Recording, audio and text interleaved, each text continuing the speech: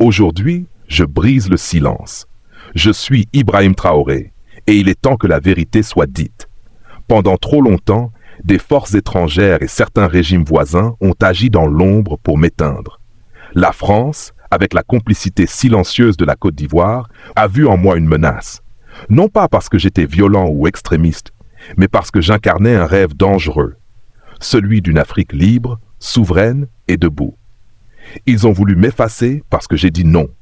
Non à la soumission, non à l'exploitation, non aux bases militaires étrangères sur notre sol, non aux contrats injustes qui dépossèdent notre peuple de ses richesses. J'ai osé faire ce que beaucoup n'osaient plus, relever la tête. Et pour cela, ils ont voulu m'éliminer. Mais aujourd'hui, je brise le silence.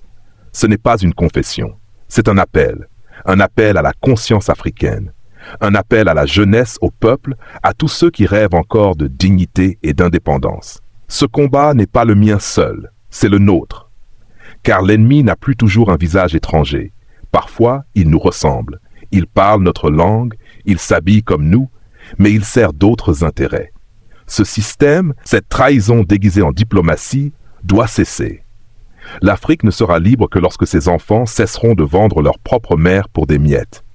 Et tant qu'il me restera une voix, je continuerai de dire cette vérité. Une histoire plus qu'intéressante. Ne perdons pas le temps. Allons directement dans le vif du sujet. Nous arrivons à nous développer, à prospérer, ce qui veut dire que là-bas, ils ne pourront pas se développer. Ils vont devoir régresser. Si nous arrivons à transformer demain nos matières premières, ça veut dire que là-bas, des usines vont fermer. Est-ce que vous comprenez la logique? Donc c'est normal qu'ils se battent pour mélanger notre société, pour nous maintenir dans cette guerre constante et qu'on ne puisse jamais réfléchir un jour se développer.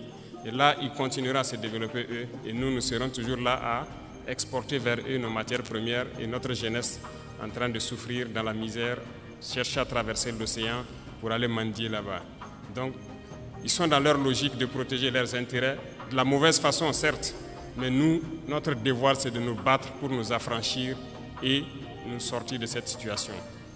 Voilà pourquoi donc, je profiterai donc de ce mois béni où chrétiens et musulmans se retrouvent donc en mois de carême, souhaiter un bon mois de carême à tous et que Dieu exauce les prières des uns et des autres. Aussi que chacun puisse à son niveau vraiment profiter de ce mois pour changer de paradigme vis-à-vis de ses voisins, de tous ceux qui nous entourent.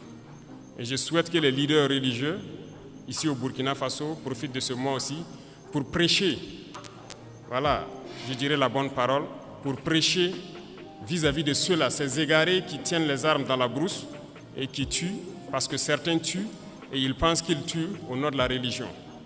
Il faut que les leaders religieux puissent donc ensemble faire beaucoup de déclarations, beaucoup de prêches pour les faire comprendre que ce n'est pas de la religion.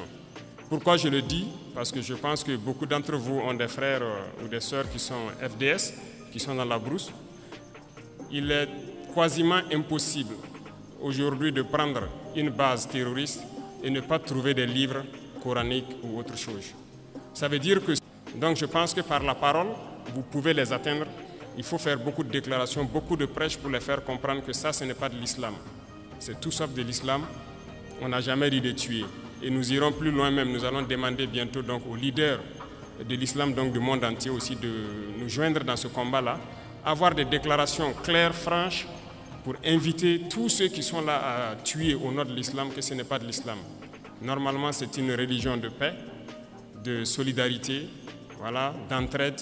Il n'y a pas de raison que quelqu'un tue au nom de l'islam et qu'on ne puisse pas le dire qu'il est sur le mauvais chemin. Plusieurs opérations sont en cours. Il y a des zones abandonnées depuis plusieurs années que nous avons reconquis. Nous sommes en phase de consolidation et nous poursuivons nos manœuvres jusqu'à nos frontières. Dans quelques jours, vous serez bien sûr au courant de tout ce qui a pu être récupéré et nous allons nous implanter dans ces zones pour toujours. Nous n'allons pas reculer, nous allons récupérer la totalité de notre territoire. Et cela va se passer de façon progressive. Il y a peut-être des régions qui sont aujourd'hui, qui semblent ne pas voir certains actes, mais la guerre c'est de manière évolutive. Nous allons blanchir totalement des zones et arriver au fur et à mesure.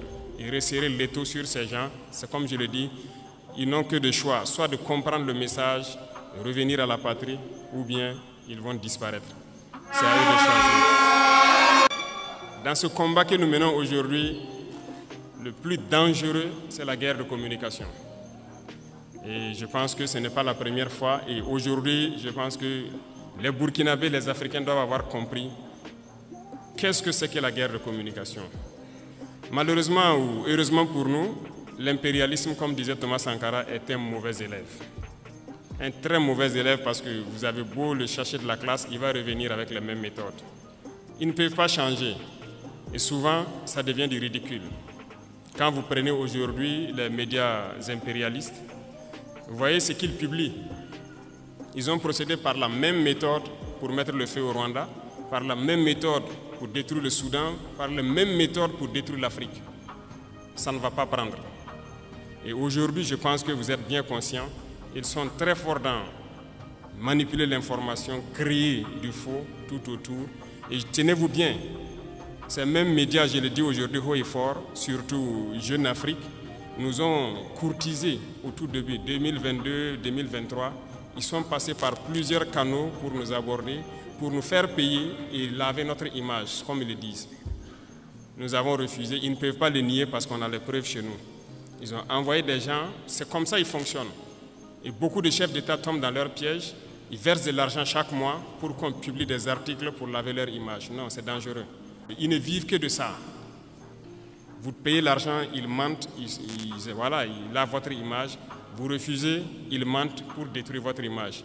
Mais toute l'Afrique doit être mise au courant. Et si l'Africain veut évoluer, c'est d'arrêter d'écouter ces médias mensongers. Parce que tant que vous serez là à écouter une mauvaise information, ça finit par devenir une réalité. Et c'est très dangereux pour nous. La désinformation bat son plein. À notre niveau, on vit ça tous les jours. Et je dis chaque fois aux gens de faire très attention. Tout ça pour diviser, pour mieux régner.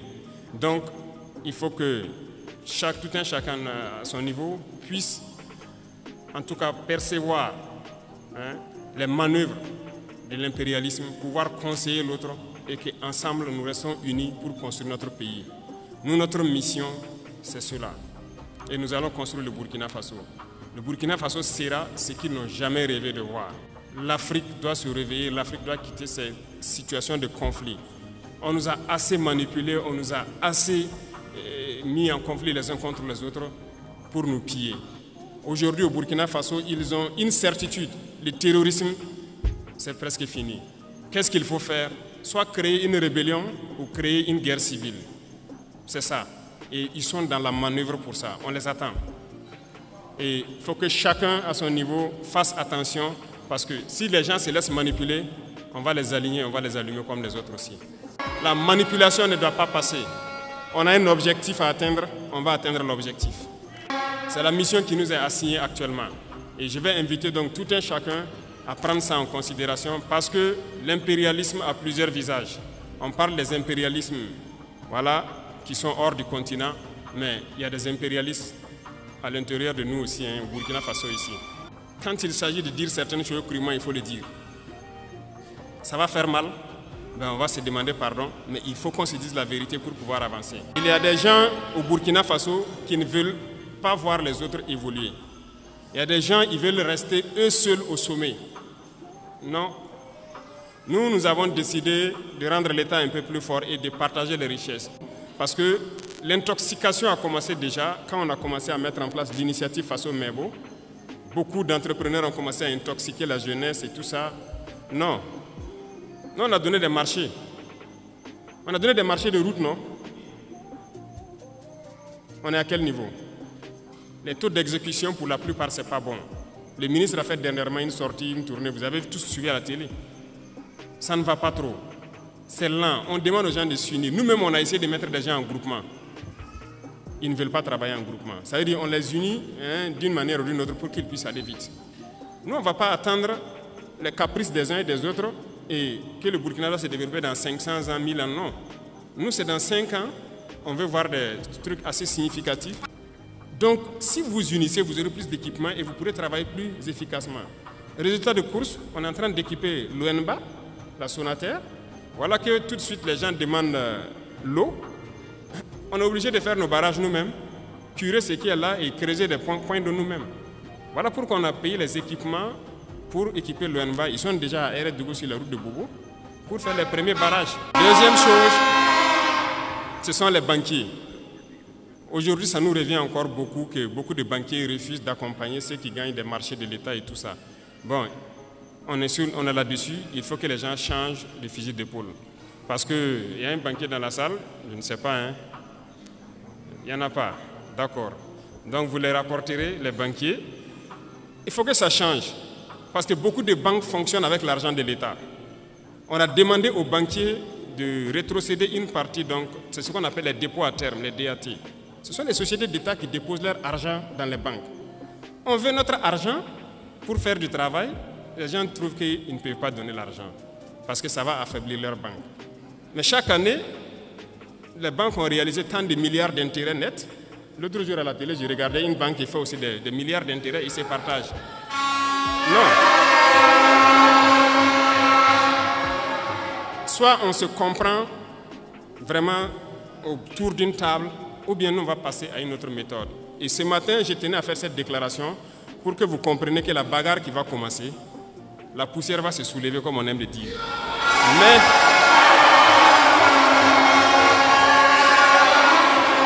il faut que vous-même vous fassiez attention, parce que ce sont les mêmes qui vont passer derrière pour intoxiquer, pour créer des mensonges et amener les gens à se détourner de l'essentiel.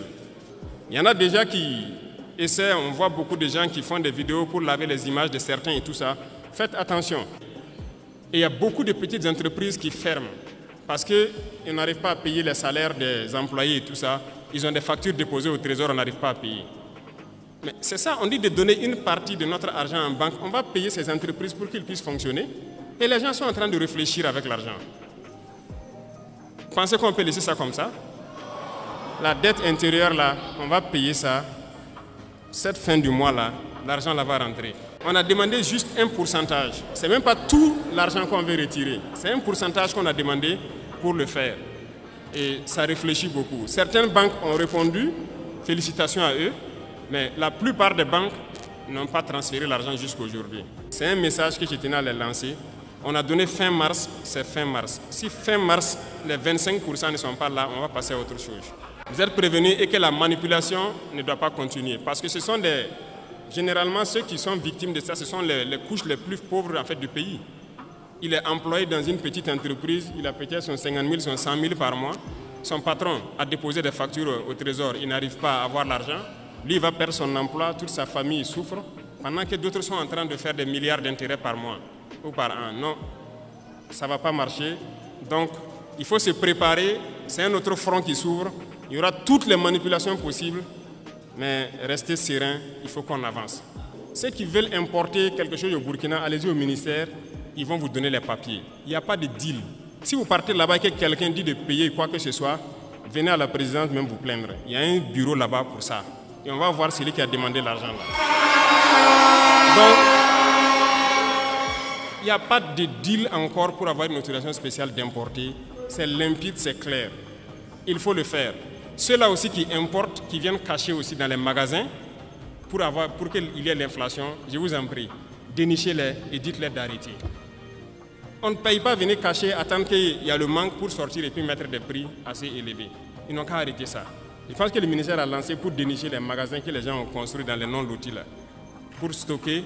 Ah, si on prend là, on va vendre gratuitement et verser au trésor. C'est ce que j'ai donné comme instruction. Donc, déclarer les magasins et on va avancer. Donc, je compte sur vous, messieurs les opérateurs économiques, pour que, au sein de vous, que vous vous conseillez et que ce genre de situation-là n'arrive pas. Les gens retiennent. Ils attendent qu'il y ait le besoin et maintenant ils sortent, ils mettent un prix pour avoir... Ça, c'est même pas bon. C'est pas bon. Je ne pense pas que c'est une fortune que Dieu va bénir. Il faut qu'on fabrique beaucoup de choses sur place. Moi, je suis persuadé que ce soit tricycle électrique ou motorisé, on peut fabriquer. Donc, on veut donner de l'espace à nos jeunes talents pour s'exprimer. En fait, on est en train de vouloir construire un grand centre où on va faire passer des gens et les accompagner pour s'installer. Et ce sont des gens qui vont voir tout ce que nous consommons au quotidien. Qu'est-ce qu'on peut fabriquer au Burkina? Et je sais qu'il y en a des talents un peu partout au Burkina. L'application sera lancée dans peu de temps pour que les jeunes talents s'inscrivent. Dans ce centre-là, on mettra tout en œuvre pour avoir toute la machinerie nécessaire et encadrer les jeunes. Là, s'ils finissent, ils sortent, ils peuvent créer quelque chose. S'il plaît à Dieu, on va mettre une unité de cuir dans la zone de Kaya pour transformer beaucoup de choses sur place nous-mêmes et créer tout ce que nous avons besoin. Tant qu'on ne va pas arriver à cette étape et qu'on va continuer à payer dehors, notre richesse ne va pas nous profiter. Il faut qu'on change de paradigme dès maintenant. C'est là qu'il y a l'emploi. C'est là que les gens vont travailler et c'est là notre vraie indépendance. Dernier point, qui sont donc nos camarades élèves et étudiants, qui ont beaucoup de doléances. En tout cas, je peux vous assurer qu'on connaît tous vos problèmes. On va faire des cités universitaires. Et même les questions de restaurants, de bourses, intermédiaires, tout ça sont des problèmes qu'on connaît. Mais c'est petit à petit. On ne peut pas régler ça tout de suite. Vous avez déjà la construction de la cité ici, c'est ça, le bâtiment administratif. On espère que l'année prochaine ou plus tard, on va lancer les cités universitaires, agrandir les capacités des restaurants universitaires, augmenter le nombre de plats et pour finir la question des bourses. Parce que nous travaillons à maîtriser actuellement les dépenses militaires pour pouvoir injecter dans notre éducation. Parce que l'éducation, c'est la clé. Donc, on ne vous a pas oublié tous ces problèmes cités. Je parlais donc même des laboratoires au ministre. J'ai dit de trouver un standard, un certain nombre d'équipements minimum et on va construire des laboratoires dignes de ce nom dans nos universités. Parce que des gens vont venir faire une filière scientifique, aller sortir, même microscope, il n'a pas pu regarder une cellule végétale au microscope. Ce n'est pas possible. Oui, nous tous on a fait les séries scientifiques. Pour avoir accès au petit laboratoire, vous rentrez, il n'y a que 7 ou 8 microscopes. Peut-être même tout ne fonctionne pas. Tout le monde ne peut pas avoir accès. C'est la réalité, c'est toujours ça. Donc, il est là-dessus. On veut créer des laboratoires types dans beaucoup de nos universités. Vous ne pouvez pas venir et ne pas pouvoir avoir accès à un certain minimum d'équipements scientifiques de laboratoire pour faire vos tests et vous familiariser. C'est dans ça qu'on peut créer.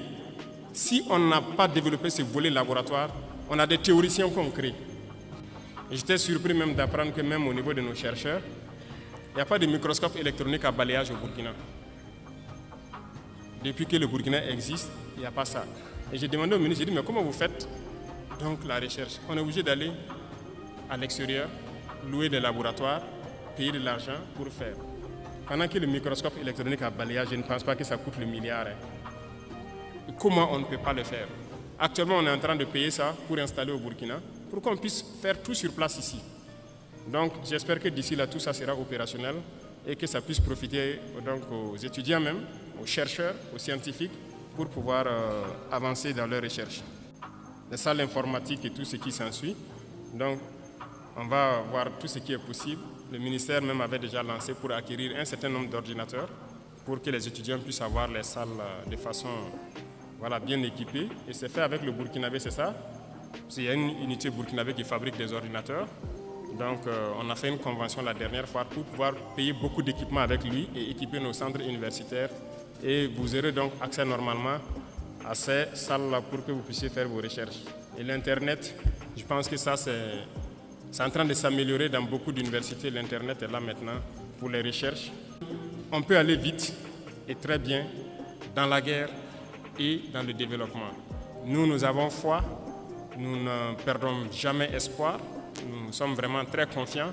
Et tant qu'on vous voit motivé, mobilisé, c'est notre carburant comme ça. On ne se fatigue jamais, on va continuer d'avancer dans ce sens-là. Et je disais donc à tous les ministres, j'ai dit de serrer la ceinture. Depuis qu'on est là, il n'y a pas de vacances gouvernementales. Ça travaille 24 sur 24. L'ALT aussi, c'est ça. Il n'y a pas de vacances pour que des députés aillent se coucher au village. Il faut travailler 24 sur 24, 12 mois sur 12. Donc on est dans ce rythme. Tant que les soldats au front n'ont pas de repos, il n'y a pas de raison que derrière on ait du repos. Et j'invite donc toute l'administration à se mettre au pas ainsi pour accompagner donc les forces vives dans tout ce qu'ils font Et donc, je pense que petit à petit, il y a de la progression. On voit beaucoup de changements de comportement. Il faut qu'on arrive à totalement changer la donne. Le Burkina Faso est une référence et nous devons maintenir le flambeau très haut. Camarades, bonjour à tous. J'avoue que c'est un réel plaisir donc d'être là ce matin pour avoir ces moments d'échange avec vous, partager la chaleur humaine donc, de nos frères, sœurs, papa et maman donc, de la région du plateau central.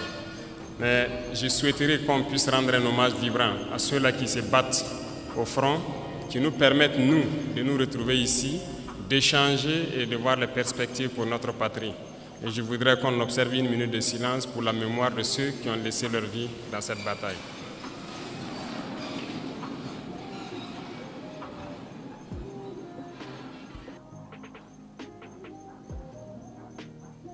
Je vous remercie.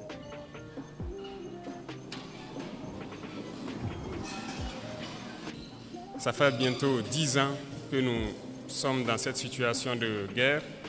Et je pense que vous suivez l'évolution au fur et à mesure.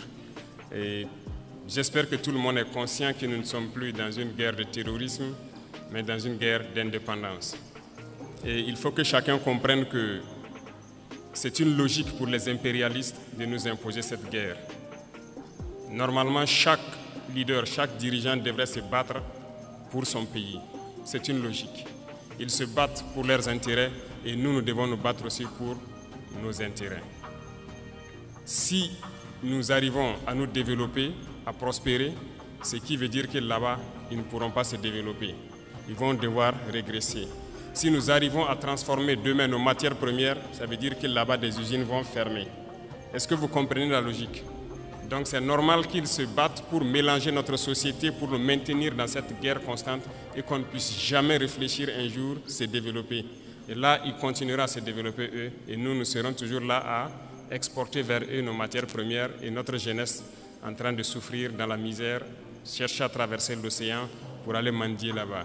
Donc, ils sont dans leur logique de protéger leurs intérêts, de la mauvaise façon certes, mais nous, notre devoir c'est de nous battre pour nous affranchir et nous sortir de cette situation. Voilà pourquoi donc, je profiterai donc de ce mois béni où chrétiens et musulmans se retrouvent donc en mois de carême, souhaiter un bon mois de carême à tous et que Dieu exauce les prières des uns et des autres. Aussi que chacun puisse à son niveau vraiment profiter de ce mois pour changer de paradigme vis-à-vis de ses voisins, de tous ceux qui nous entourent. Et je souhaite que les leaders religieux ici au Burkina Faso profitent de ce mois aussi pour prêcher, voilà, je dirais la bonne parole, pour prêcher vis-à-vis de ceux-là, ces égarés qui tiennent les armes dans la brousse et qui tuent, parce que certains tuent et ils pensent qu'ils tuent au nom de la religion. Il faut que les leaders religieux puissent donc ensemble faire beaucoup de déclarations, beaucoup de prêches pour les faire comprendre que ce n'est pas de la religion. Pourquoi je le dis? Parce que je pense que beaucoup d'entre vous ont des frères ou des sœurs qui sont FDS, qui sont dans la brousse. Il est quasiment impossible aujourd'hui de prendre une base terroriste et ne pas trouver des livres coraniques ou autre chose. Ça veut dire que, donc je pense que par la parole, vous pouvez les atteindre. Il faut faire beaucoup de déclarations, beaucoup de prêches pour les faire comprendre que ça, ce n'est pas de l'islam. C'est tout sauf de l'islam. On n'a jamais dit de tuer. Et nous irons plus loin même. Nous allons demander bientôt donc aux leaders de l'islam, donc du monde entier aussi, de nous joindre dans ce combat-là, avoir des déclarations claires, franches, pour inviter tous ceux qui sont là à tuer au nom de l'islam, que ce n'est pas de l'islam. Normalement, c'est une religion de paix, de solidarité, voilà, d'entraide. Il n'y a pas de raison que quelqu'un tue au nom de l'islam et qu'on ne puisse pas le dire qu'il est sur le mauvais chemin. Plusieurs opérations sont en cours. Il y a des zones abandonnées depuis plusieurs années que nous avons reconquis. Nous sommes en phase de consolidation et nous poursuivons nos manœuvres jusqu'à nos frontières. Dans quelques jours, vous serez bien sûr au courant de tout ce qui a pu être récupéré et nous allons nous implanter dans ces zones pour toujours. Nous n'allons pas reculer, nous allons récupérer la totalité de notre territoire. Et cela va se passer donc, cela va se passer de façon progressive. Il y a peut-être des régions qui sont aujourd'hui, qui semblent ne pas voir certains actes, mais la guerre, c'est de manière évolutive. Nous allons blanchir totalement des zones et arriver au fur et à mesure. Et resserrer l'étau sur ces gens, c'est comme je le dis, ils n'ont que de choix, soit de comprendre le message, de revenir à la patrie, ou bien ils vont disparaître. C'est à eux de choisir. Dans ce combat que nous menons aujourd'hui, le plus dangereux, c'est la guerre de communication. Et je pense que ce n'est pas la première fois. Et aujourd'hui, je pense que les Burkinabés, les Africains doivent avoir compris qu'est-ce que c'est que la guerre de communication. Malheureusement ou heureusement pour nous, l'impérialisme, comme disait Thomas Sankara, est un mauvais élève. Un très mauvais élève parce que vous avez beau le chercher de la classe, il va revenir avec les mêmes méthodes. Ils ne peuvent pas changer. Et souvent, ça devient du ridicule. Quand vous prenez aujourd'hui les médias impérialistes, vous voyez ce qu'ils publient. Ils ont procédé par la même méthode pour mettre le feu au Rwanda, par la même méthode pour détruire le Soudan, par la même méthode pour détruire l'Afrique. Ça ne va pas prendre. Et aujourd'hui, je pense que vous êtes bien conscients, ils sont très forts dans manipuler l'information, créer du faux tout autour. Et tenez-vous bien, ces mêmes médias, je le dis aujourd'hui haut et fort, surtout Jeune Afrique, nous ont courtisés au tout début, 2022-2023. Ils sont passés par plusieurs canaux pour nous aborder, pour nous faire payer et laver notre image, comme ils le disent. Nous avons refusé, ils ne peuvent pas le nier parce qu'on a les preuves chez nous. Ils ont envoyé des gens, c'est comme ça qu'ils fonctionnent. Et beaucoup de chefs d'État tombent dans leur piège, ils versent de l'argent chaque mois pour qu'on publie des articles pour laver leur image. Non, c'est dangereux. Ils ne vivent que de ça. Vous payez l'argent, ils mentent, ils lavent votre image. Vous refusez, ils mentent pour détruire votre image.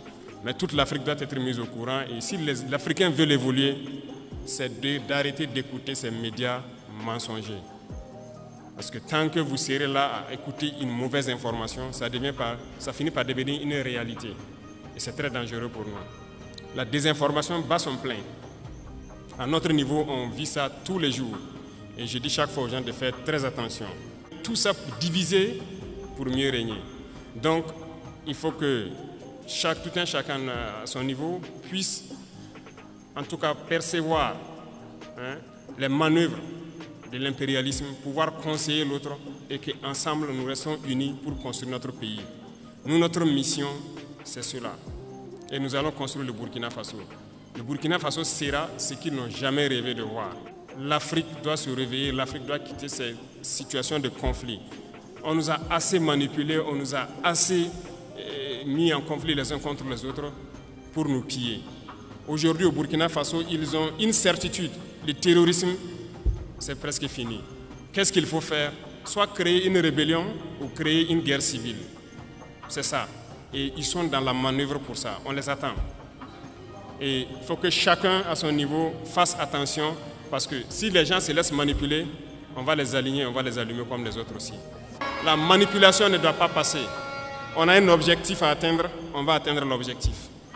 C'est la mission qui nous est assignée actuellement. Et je vais inviter donc tout un chacun à prendre ça en considération parce que l'impérialisme a plusieurs visages. On parle des impérialismes qui sont hors du continent, mais il y a des impérialistes à l'intérieur de nous aussi, au Burkina Faso ici. Quand il s'agit de dire certaines choses crûment, il faut le dire. Ça va faire mal, on va se demander pardon, mais il faut qu'on se dise la vérité pour pouvoir avancer. Il y a des gens au Burkina Faso qui ne veulent pas voir les autres évoluer. Il y a des gens qui veulent rester eux seuls au sommet. Non. Nous avons décidé de rendre l'État un peu plus fort et de partager les richesses. Parce que l'intoxication a commencé déjà quand on a commencé à mettre en place l'initiative Faso Mebo. Beaucoup d'entrepreneurs ont commencé à intoxiquer la jeunesse et tout ça. Non. Nous, on a donné des marchés. On a donné des marchés de route, non? On est à quel niveau? Les taux d'exécution, pour la plupart, ce n'est pas bon. Le ministre a fait dernièrement une sortie, une tournée. Vous avez tous suivi à la télé. Ça ne va pas trop. C'est lent. On demande aux gens de s'unir. Nous-mêmes, on a essayé de mettre des gens en groupement.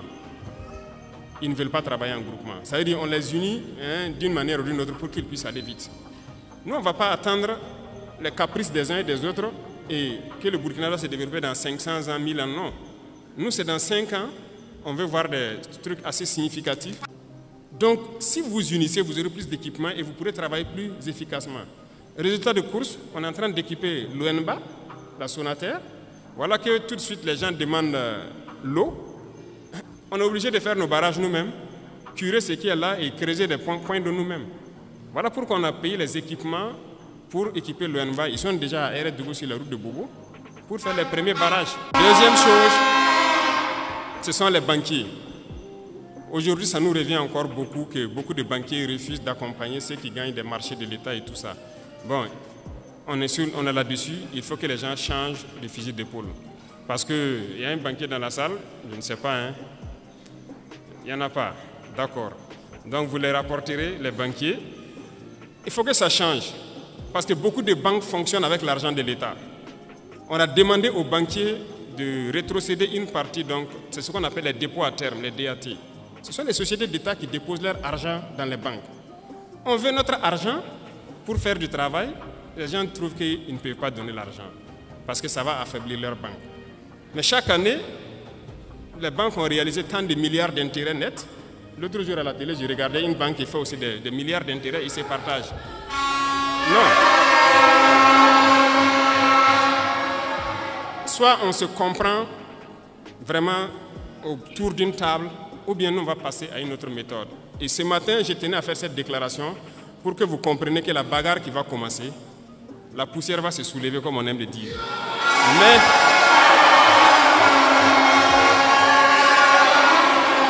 il faut que vous-même vous fassiez attention, parce que ce sont les mêmes qui vont passer derrière pour intoxiquer, pour créer des mensonges et amener les gens à se détourner de l'essentiel. Il y en a déjà qui essaient, on voit beaucoup de gens qui font des vidéos pour laver les images de certains et tout ça. Faites attention. Et il y a beaucoup de petites entreprises qui ferment parce qu'ils n'arrivent pas à payer les salaires des employés et tout ça. Ils ont des factures déposées au trésor, on n'arrive pas à payer. Mais c'est ça, on dit de donner une partie de notre argent en banque. On va payer ces entreprises pour qu'ils puissent fonctionner. Et les gens sont en train de réfléchir avec l'argent. Vous pensez qu'on peut laisser ça comme ça? La dette intérieure, là, on va payer ça. Cette fin du mois, là, l'argent là va rentrer. On a demandé juste un pourcentage. Ce n'est même pas tout l'argent qu'on veut retirer. C'est un pourcentage qu'on a demandé pour le faire. Et ça réfléchit beaucoup. Certaines banques ont répondu, félicitations à eux, mais la plupart des banques n'ont pas transféré l'argent jusqu'à aujourd'hui. C'est un message que je tenais à les lancer. On a donné fin mars, c'est fin mars. Si fin mars, les 25% ne sont pas là, on va passer à autre chose. Vous êtes prévenus et que la manipulation ne doit pas continuer. Parce que ce sont généralement ceux qui sont victimes de ça, ce sont les couches les plus pauvres en fait, du pays. Il est employé dans une petite entreprise, il a peut-être son 50 000, son 100 000 par mois. Son patron a déposé des factures au trésor, il n'arrive pas à avoir l'argent. Lui, il va perdre son emploi, toute sa famille souffre, pendant que d'autres sont en train de faire des milliards d'intérêts par mois ou par an. Non, ça ne va pas marcher. Donc, il faut se préparer. C'est un autre front qui s'ouvre. Il y aura toutes les manipulations possibles, mais restez serein, il faut qu'on avance. Ceux qui veulent importer quelque chose au Burkina, allez-y au ministère, ils vont vous donner les papiers. Il n'y a pas de deal. Si vous partez là-bas et que quelqu'un dit de payer quoi que ce soit, venez à la présidence même vous plaindre. Il y a un bureau là-bas pour ça. Et on va voir celui qui a demandé l'argent là. Donc, il n'y a pas de deal encore pour avoir une autorisation spéciale d'importer. C'est limpide, c'est clair. Il faut le faire. Ceux-là aussi qui importent, qui viennent cacher aussi dans les magasins pour qu'il y ait l'inflation, je vous en prie, dénichez-les et dites-les d'arrêter. On ne paye pas venir cacher, attendre qu'il y a le manque pour sortir et puis mettre des prix assez élevés. Ils n'ont qu'à arrêter ça. Je pense que le ministère a lancé pour dénicher les magasins que les gens ont construits dans les non-lotis là, pour stocker. Ah, si on prend là, on va vendre gratuitement et verser au trésor. C'est ce que j'ai donné comme instruction. Donc, déclarer les magasins et on va avancer. Donc je compte sur vous, messieurs les opérateurs économiques, pour que, au sein de vous, que vous vous conseillez et que ce genre de situation-là n'arrive pas. Les gens retiennent, ils attendent qu'il y ait le besoin et maintenant ils sortent, ils mettent un prix pour avoir... Ça, c'est même pas bon. C'est pas bon. Je ne pense pas que c'est une fortune que Dieu va bénir. Il faut qu'on fabrique beaucoup de choses sur place. Moi, je suis persuadé que ce soit tricycle électrique ou motorisé, on peut fabriquer. Donc on veut donner de l'espace à nos jeunes talents pour s'exprimer. En fait, on est en train de vouloir construire un grand centre où on va faire passer des gens et les accompagner pour s'installer. Et ce sont des gens qui vont voir tout ce que nous consommons au quotidien. Qu'est-ce qu'on peut fabriquer au Burkina? Et je sais qu'il y en a des talents un peu partout au Burkina. L'application sera lancée dans peu de temps pour que les jeunes talents s'inscrivent. Dans ce centre-là, on mettra tout en œuvre pour avoir toute la machinerie nécessaire et encadrer les jeunes. Là, s'ils finissent, ils sortent, ils peuvent créer quelque chose. S'il plaît à Dieu, on va mettre une unité de cuir dans la zone de Kaya pour transformer beaucoup de choses sur place nous-mêmes et créer tout ce que nous avons besoin. Tant qu'on ne va pas arriver à cette étape et qu'on va continuer à payer dehors, notre richesse ne va pas nous profiter. Il faut qu'on change de paradigme dès maintenant. C'est là qu'il y a l'emploi.